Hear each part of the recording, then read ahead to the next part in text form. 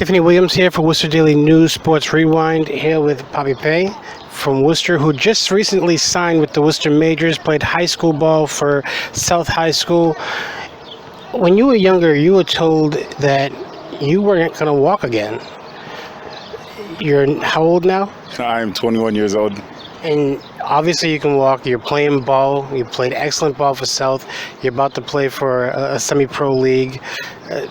Tell me your story. So one, I want to start off with saying to get here was not really easy. As she said, I was told I was never going to walk again. And I just live every moment with positivity. I just keep pushing. Every day that I'm alive is amazing, you know. I tell people this all the time. And I'm not living just for myself anymore. I'm living for my father as well. So, like, it's just been a long ride to get here. I'm not anywhere I want to be yet, obviously.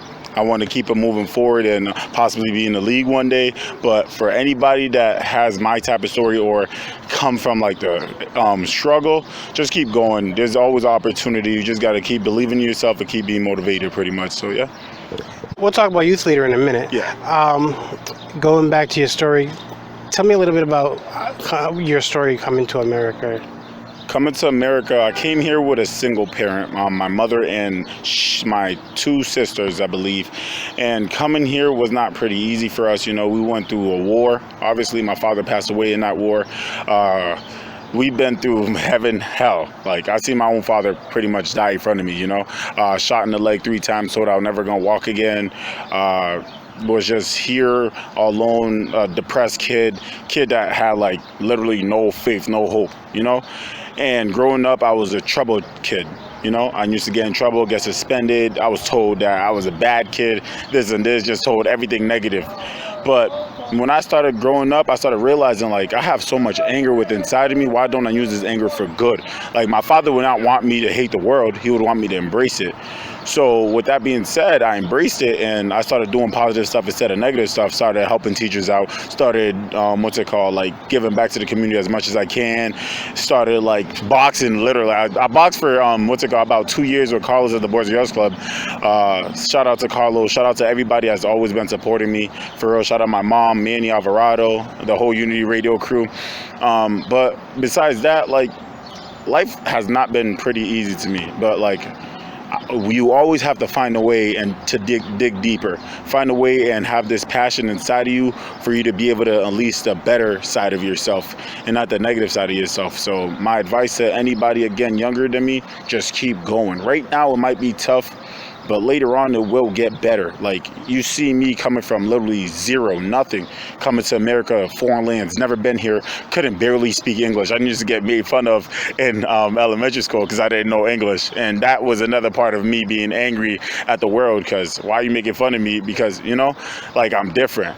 But it's okay to be different. It's okay to come from somewhere else. It's okay to be who you are, you know? Like, be you and be the best you that you could be. Because at the end of the day, it's only you that knows you.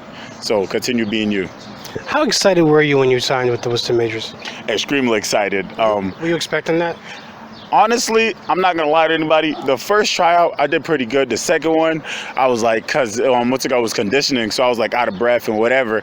And like, they told us that they was gonna give us to see who made the team on a Wednesday, like the following Wednesday, but they didn't give it to us until Friday. So like, my hope was down. I was like, that second trial got me. I wasn't good enough. But as soon as I seen it, I walked out. I remember this. I was in my brother's house, who was walking outside to my car. Got in my car. I got the email. And I got out the car, I was like, I'm a pro athlete. And I started like just going for a jog. I literally left the car and ran. And my brother started chasing after me. He's like, bro, what you just say? And then it was excited. That's all I can say. So this month here is Mental Health Awareness Month. What message do you have to other athletes, junior athletes that are just coming up regarding mental health? One, if you play a sport, automatically that's your getaway. I already know that because that's my getaway. So for you to like, let me slow it down. mental health is a serious issue. One, like we was trapped in a home with coronavirus and etc, with a lot of stuff going on, and a lot of people couldn't, like me, able to play their sport where they're able to get away and like come back to themselves. But now we have a little bit of gateway and a little bit of opportunity to get back to the normalcy, whatever. I'm gonna say, go back and dig deep into where your happiness is, and just stay in your happy space pretty much, and just work on yourself, work on your game if you're a basketball player, work on your game if you're a baseball player, whatever you do as a junior athlete, as a youth, as in whatever you are, even if you're a reporter, start practicing again. Honestly, just like I said, be you and enjoy that path of you figuring who you really want to be. You're also a youth advocate in the city. You led a march recently after George Floyd's death. Tell me a little bit about that. What inspired you to become a youth advocate and organize a march like that? Honestly, I was not the one who organized the march. I was just asked to lead it. So when I leading the march had, like, I had to, like I had to, because I am George Floyd. I could have been the one under the cop's knee, It could have been my little brother. It could have been anybody that looked like me, So standing up was like a no-brainer. Even if it's come back with backlash or whatever, at least I'm standing up for what I believe in and what is right, Again, peaceful protesting. That's where I go back again. Like, we're not here to break windows, break houses, set things on fire. We're here to get our voices known. We're here for people to understand and embrace us as people, And for us to even have to say Black Lives Matter or stuff like that, like, we shouldn't have to. It should already, he's a human. Like me, I don't see color. I don't care if you're Asian, black, green, yellow. It does not matter to me. If you're a human, you're a human. We all bleed the same color at the end of the day. And I'm hoping one day everybody opens their eyes and realizes the same thing. And we're going to keep fighting, keep standing up for what's right until it's equal, Tell us about that famous handshake between you and Lieutenant DeAndrea from the Worcester Police Department as you guys were marching along Summer Street in Worcester, and he just joined into the march with you.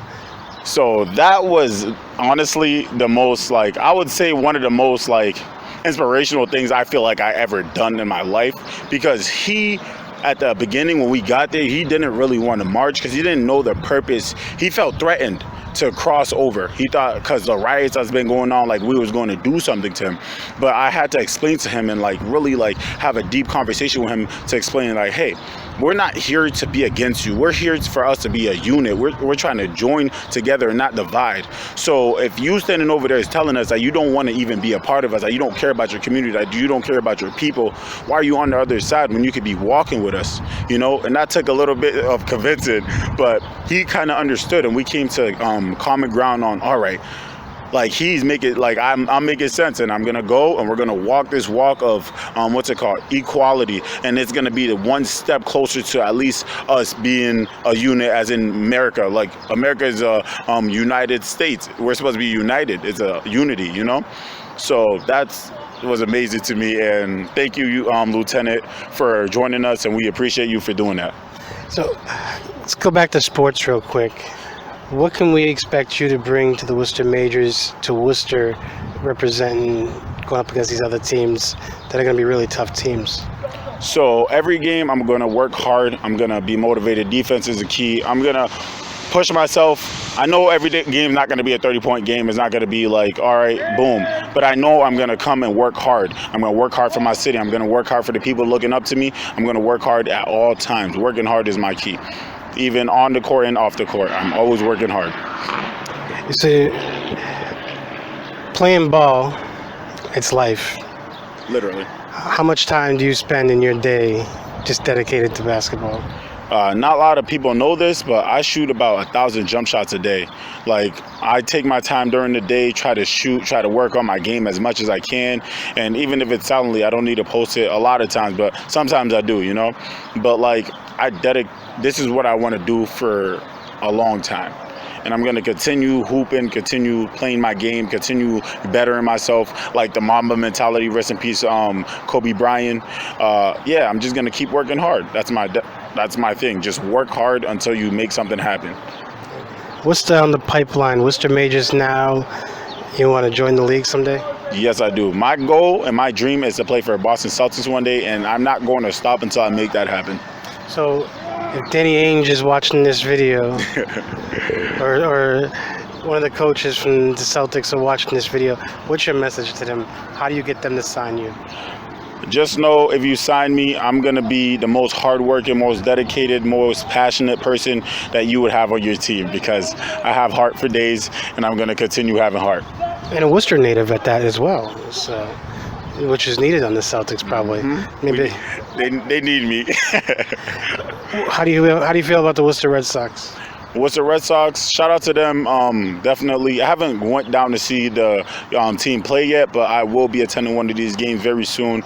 And I hope you guys have a great season, and good luck to you. Now, you're not just a youth advocate, you're not just an athlete. You're also on this end of the spectrum as well, because you host your own radio show, or you co-host a radio show. And tell us a little bit about that. I host a show that's called 508 Live, and it's to amplify youth voices. It's to have like an outlet for the youth, for them to be able to have a voice, pretty much. And mainly I target like musicians, because music has a huge impact in the Worcester community as a whole, because I know a lot of kids that really want to be a famous rapper, a famous singer, a famous songwriter, you know, and they have so much passion within them. So we kind of give them an outlet at Unity Radio for them to be able to use that outlet for them to express themselves, pretty much, and like just let people hear them, because there's no platform that I know of right now that has like a platform for youth to go and speak whenever they want, pretty much, you know.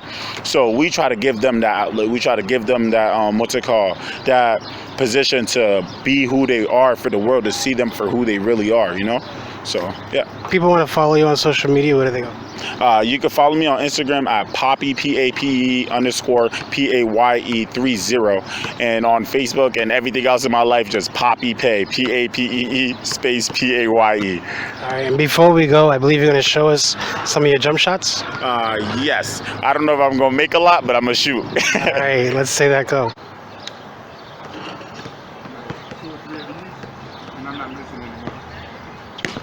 Pape, what's the majors? Oh, there we go.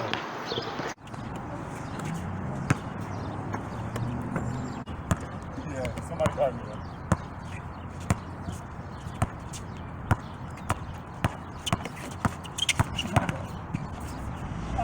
Too much. That was good. Good.